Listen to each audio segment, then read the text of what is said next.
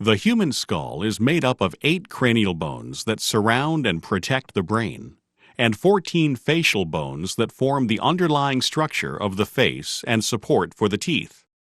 With the exception of the mandible, the bones of the skull articulate with each other through joints known as sutures. Throughout the skull, holes known as foramina serve as passageways for blood vessels and nerves. Bones on the surface of the skull encase the brain, protect sensory organs, and serve as attachment sites for the muscles of the head and neck. These bones include the occipital bone, parietal bones, temporal bones, and the frontal bone, as well as the nasal bones, the zygomatic bones, the maxilla, and the mandible.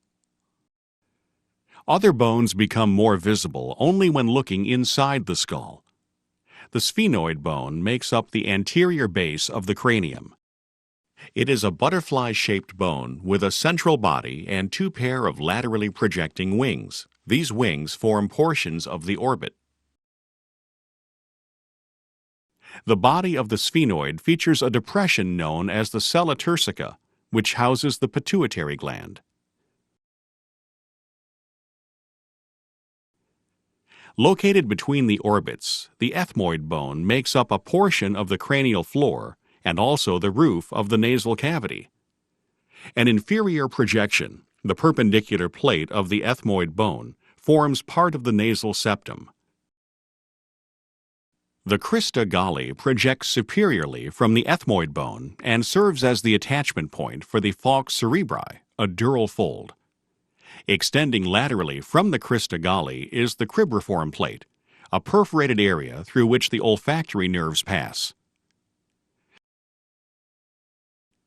The 2 L-shaped palatine bones form the posterior third of the hard palate, part of the nasal cavity, and a portion of the orbit. The small, thin lacrimal bones make up the anterior portion of the medial wall of each orbit.